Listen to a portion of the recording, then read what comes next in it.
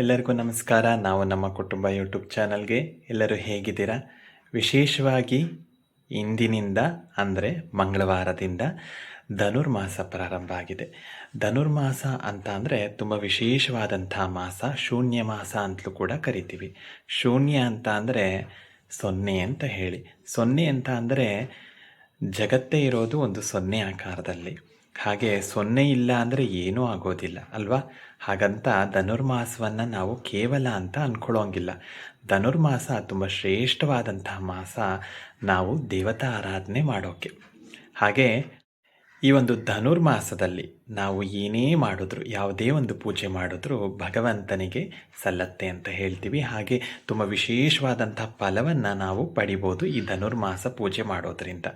ಆದ್ದರಿಂದ ಈ ಧನುರ್ಮಾಸ ಪೂಜೆ ಬೆಳಗ್ಗೆನೇ ಮಾಡೋದು ತುಂಬ ವಿಶೇಷ. ಆದ್ದರಿಂದ ಇವತ್ತು ನಾವು ಕೂಡ ಬೆಳಗ್ಗೆನೆ ಅಂದರೆ 4 ಗಂಟೆಗೆ ಎದ್ದು ಎಲ್ಲ ಪೂಜೆಯನ್ನು ಮುಗಿಸಿ ಈಗ ಅಶ್ವತ್ಥ ವೃಕ್ಷವನ್ನು ಪ್ರದಕ್ಷಿಣೆ ಹಾಕುವಂಥದ್ದನ್ನ ಮಾಡಬೇಕು.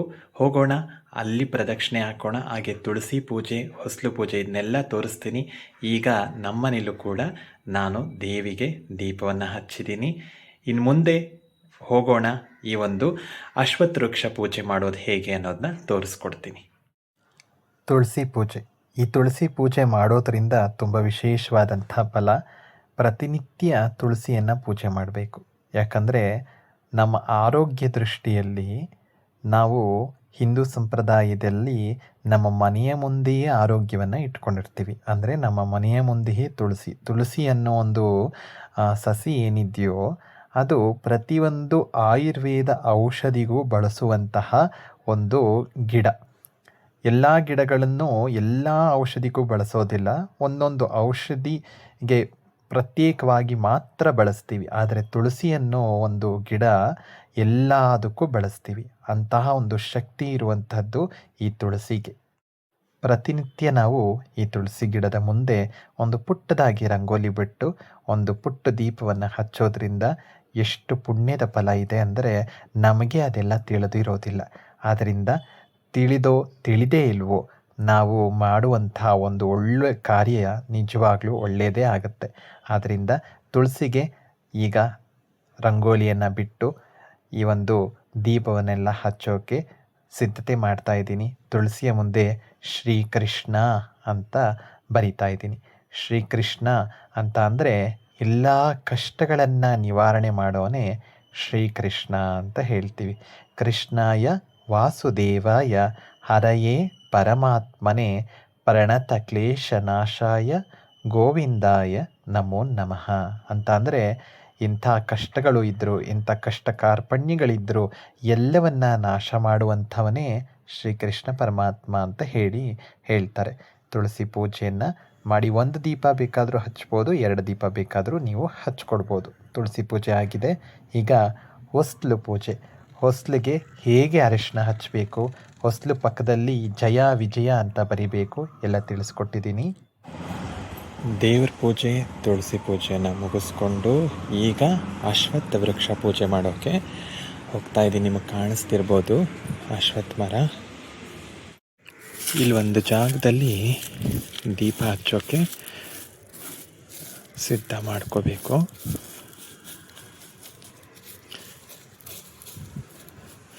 ಅಶ್ವತ್ಥ ವೃಕ್ಷ ಪೂಜೆ ಮಾಡೋಕ್ಕೆ ಮುಂಚೆ ನಾವು ಈ ಥರ ಜಾಗ ಎಲ್ಲ ಕ್ಲೀನ್ ಮಾಡಿಕೊಂಡು ಇಲ್ಲಿ ದೀಪ ಹಚ್ಕೊಳ್ಳೋ ಅಂಥದ್ದು ಮಾಡ್ಕೊಳ್ಳೋದು.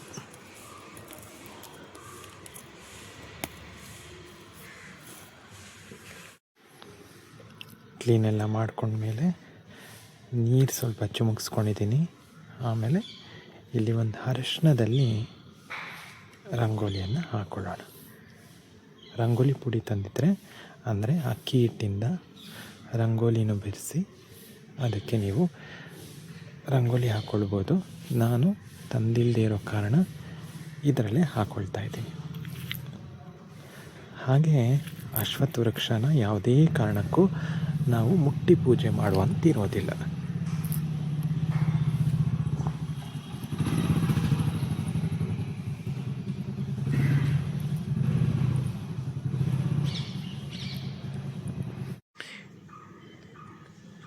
ಇಲ್ಲಿ ನಾನು 4 ಜೊತೆ ದೀಪನ ಅರಿಶಿನ ಕುಂಕುಮ ಎಣ್ಣೆ ಬತ್ತಿ ಎಲ್ಲ ಹಾಕಿ ಸಿದ್ಧ ಮಾಡ್ಕೊಂಡಿದ್ದೀನಿ. ಈಗ ನೋಡ್ಬೋದು ನೀವು ಪ್ರದಕ್ಷಿಣೆ ಪ್ರಾರಂಭ ಮಾಡಿದ್ದೀನಿ. ಮೂಲತೋ ಬ್ರಹ್ಮರೂಪಾಯ ಮಧ್ಯತೋ ವಿಷ್ಣುರೂಪಿಣಿ ಅಗ್ರತೋ ಶಿವರೂಪಾಯ ವೃಕ್ಷರಾಜಾಯತೆ ನಮೋ ನಮಃ ಅಂತ ಹೇಳ್ತಾ ಪ್ರದಕ್ಷಿಣೆ ಮಾಡಬೇಕು. ಇದು ಅರಳಿ ವೃಕ್ಷದ ಒಂದು ಮಂತ್ರ. ಇಲ್ಲೊಂದು ದೀಪ ಹಚ್ಚಿದ್ದೀನಿ, ಇಲ್ಲೊಂದು ದೀಪ, ಹಾಗೆ ಇಲ್ಲಿ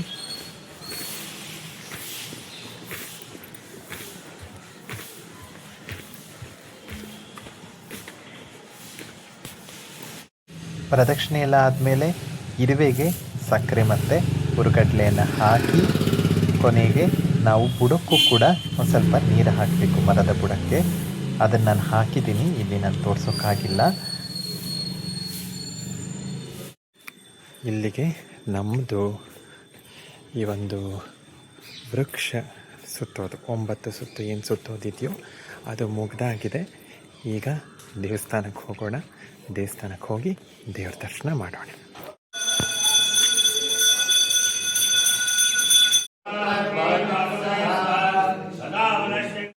ದರ್ಶನ ಮುಗಿಸ್ಕೊಂಡು ಪ್ರಸಾದ ತಗೊಂಡು ಹೋಗ್ತಾ ಇರೋದು.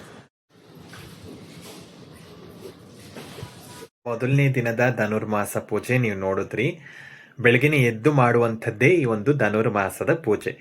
ಧನುರ್ಮಾಸದಲ್ಲಿ ಬೆಳಗ್ಗೆ ಎದ್ದು ಈ ಒಂದು ಪೂಜೆ ಮಾಡೋದ್ರಿಂದ ಏನು ಫಲ ಅಂತ ಅಂದರೆ, ನಿಮ್ಮೆಲ್ಲರಿಗೂ ಗೊತ್ತಿರ್ಬೋದು, ಕೇಳಿರ್ಬೋದು, ಆಂಡಾಳ್ ಅಂತ ನಾವು ತುಂಬ ಪದವನ್ನು ಉಪಯೋಗಿಸ್ತೀವಿ. ನೋಡೋಕೆ ಒಳ್ಳೆ ಆಂಡಾಳಮ್ಮನ ಥರ ಇದೆಯಲ್ಲ ಅಂತ ಹೇಳಿ ಅಲ್ವಾ. ಆಂಡಾಳ್ ಅಂತ ಅಂದರೆ ಅದೊಂದು ದೇವಿ. ಆಂಡಾಳ್ ಅನ್ನೋ ದೇವಿ ಅವಳು ಕೃಷ್ಣನಿಗೋಸ್ಕರ, ಶ್ರೀನಿವಾಸನಿಗೋಸ್ಕರ ವ್ರತವನ್ನು ಮಾಡಿ ಆ ಸ್ವಾಮಿಯನ್ನೇ ಸಾಕ್ಷಾತ್ಕಾರ ಮಾಡಿಕೊಂಡಿರುವಂತಹ ಮಾಸ ಅಂದರೆ ಈ ಧನುರ್ಮಾಸ. ಅಂಥ ವಿಶೇಷವಾದಂಥ ಮಾಸ ಈ ಧನುರ್ಮಾಸ. ಆದ್ದರಿಂದ ನೀವೇನು ಅಂದ್ಕೊಂಡು ಏನೇ ಮಾಡಿದ್ರು ಈ ಧನುರ್ಮಾಸದಲ್ಲಿ ಆಗತ್ತೆ. ಅಂದರೆ ಯಾವುದಾದ್ರೂ ಸಂಕಲ್ಪ ಇಟ್ಕೊಂಡು ಧನುರ್ಮಾಸದಲ್ಲಿ ಅಶ್ವತ್ಥ ವೃಕ್ಷ ಪ್ರದಕ್ಷಿಣೆ ಮಾಡೋದ್ರಿಂದ ಖಂಡಿತವಾಗ್ಲೂ ಒಳ್ಳೆ ಫಲ ಸಿಗತ್ತೆ. ಹಾಗೆ ದೊಡ್ಡೋರು ಹೇಳ್ತಾರೆ, ಧನುರ್ಮಾಸ ಅಂತ ಅಂದರೆ ಮದುವೆ ಆಗಿಲ್ಲ ಅಂದರೆ, ಮಕ್ಕಳಾಗಿಲ್ಲ ಅಂದರೆ ಧನುರ್ಮಾಸ ಮಾಡು, ಅಶ್ವತ್ಥ ವೃಕ್ಷ ಸುತ್ತು ಅಂತ ಹೇಳ್ತಾರೆ.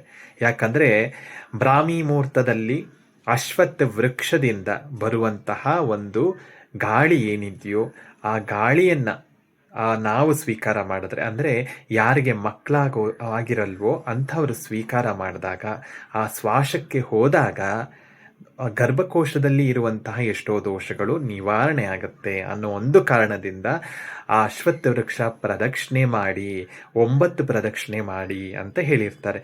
9 ಪ್ರದಕ್ಷಿಣೆ ಅಂದರೆ ಆ ಸುತ್ತುವಾಗ ಆ ಒಂದು ಗಾಳಿ ನಾವು ಉಸಿರಾಡಬೇಕಲ್ವ, ಅಷ್ಟು ಸಮಯ ಬೇಕಾಗತ್ತೆ.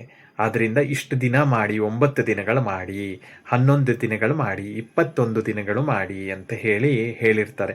ದೊಡ್ಡವರು ಏನೇ ಮಾಡಿದ್ರು ಕೂಡ ಅದೆಲ್ಲ ಒಂದು ಅರ್ಥಪೂರ್ವಕವಾಗಿ ಇದ್ದೇ ಇರುತ್ತೆ. ಆದ್ದರಿಂದ ಎಲ್ಲರೂ ಆಚರಿಸಿ ಆ ಧನುರ್ಮಾಸದ ಪ್ರತಿ ಪೂಜೆಯ ಫಲ ನಿಮಗೆ ಸಿಗಲಿ. ಹಾಗೆ ಎಷ್ಟೋ ಜನಕ್ಕೆ ನಾವು ನೈಟ್ ಶಿಫ್ಟ್ ಮಾಡ್ತೀವಿ, ನಮಗೆ ಮಾಡೋಕ್ಕಾಗೋದಿಲ್ಲ, ಹೇಗೆ ಮಾಡೋದು, ನಮ್ಗೆ ಇಚ್ಛೆ ಇದೆ ಅಂತ ಅಂದರೆ ಖಂಡಿತವಾಗ್ಲೂ ಇಚ್ಛೆ ಇದ್ದಾಗ ಮಾಡ್ಬೋದು. ನೀವು ಅದಕ್ಕೆ ಸಮಯವನ್ನು ನೀವೇ ಸೃಷ್ಟಿ ಮಾಡ್ಕೊಳ್ಬೇಕು. ಅಂದರೆ ನಿಮ್ಮ ಸಮಯವನ್ನು ನೀವೇ ಅದನ್ನು ಸರಿ ಮಾಡ್ಕೊಳ್ಬೇಕು. ಹೇಗೆ, ಯಾವ ಸಮಯಕ್ಕೆ ನಾನು ಎದ್ದು ಮಾಡುವಂಥದ್ದು ಅಂತ ಹೇಳಿ. ಏನು ಮಾಡೋದು ಬೇಡ, ಏನು ಮಾಡೋಕ್ಕಾಗಿಲ್ಲ ಅಂದರೂ ತೊಂದರೆ ಇಲ್ಲ. ಬೆಳಗ್ಗೆ ಎದ್ದು ಸ್ನಾನ ಮಾಡ್ಕೊಳ್ಳಿ, ದೇವ್ರ ದೀಪ ಅಂದರೆ ಬೆಳಗ್ಗೆ ಎದ್ದು ದೇವರ ದೀಪ ಹಚ್ಚಿ 1-2 ನಿಮಿಷ ಕಣ್ಮುಚ್ಕೊಂಡು ದೇವರನ್ನ ಪ್ರಾರ್ಥನೆ ಮಾಡಿ, ಅದಾದಮೇಲೆ ನೀವು ಯಥಾಸ್ಥಿತಿ ಹೋಗಿ ಬೇಕಾದರೆ ಮಲ್ಕೋಬೋದು. ಆದರೆ ಬ್ರಾಹ್ಮಿ ಮುಹೂರ್ತದಲ್ಲಿ ಹಚ್ಚುವಂಥ ದೀಪಕ್ಕೆ ಇರುವಂಥ ಶಕ್ತಿ ಅಂಥದ್ದಿದೆ. ಆದ್ದರಿಂದ ಅದನ್ನು ಮಾಡ್ಕೋಬೋದು. ನಿಮಗೆ ಎಷ್ಟು ಶಕ್ತಿಯಾನುಸಾರ 9 ದಿನ ಮಾಡಬಹುದು, 11 ದಿನ, 21 ದಿನ, ಅಥವಾ ಆ ತಿಂಗಳು ಧನುರ್ಮಾಸದ ಒಂದು ಮಾಸ ಪೂರ್ತಿ ನಾನು ಮಾಡ್ತೀನಿ ಅಂದರೆ ಮಾಡ್ಬೋದು. ಎಲ್ಲರಿಗೂ ಒಳ್ಳೆಯದಾಗಲಿ. ಹಾಗೆ ಮುಂದೆ ಬರುವಂತಹ ವಿಡಿಯೋಗಳಲ್ಲಿ ಇದೇ ರೀತಿಯಾದಂತಹ ಧನುರ್ಮಾಸದ ವಿಶೇಷ ವಿಡಿಯೋಗಳನ್ನೆಲ್ಲ ನಾನು ಮಾಡಿ ಹಾಕ್ತಾ ಇರ್ತೀನಿ. ಹಾಗೆ ನೀವು ನಮ್ಮ ಚಾನಲ್ನ ಸಬ್ಸ್ಕ್ರೈಬ್ ಮಾಡಿಲ್ಲ ಅಂದರೆ ಸಬ್ಸ್ಕ್ರೈಬ್ ಮಾಡ್ಕೊಳ್ಳಿ, ಲೈಕ್ ಮಾಡಿ, ಶೇರ್ ಮಾಡಿ, ಕಮೆಂಟ್ ಮಾಡಿ. ಹಾಗೆ ಇದರಲ್ಲಿ ಸಿಗುವಂಥ ಒಂದೊಂದು ಉಪಯುಕ್ತ ಮಾಹಿತಿ ಬೇರೆಯವ್ರಿಗೂ ಕೂಡ ಲಭ್ಯ ಆಗಲಿ, ಶೇರ್ ಮಾಡೋದನ್ನು ಮರಿಬೇಡಿ ಅಂತ ಹೇಳ್ತಾ ಎಲ್ಲರಿಗೂ ಒಳ್ಳೆಯದಾಗಲಿ. ನಮಸ್ಕಾರ.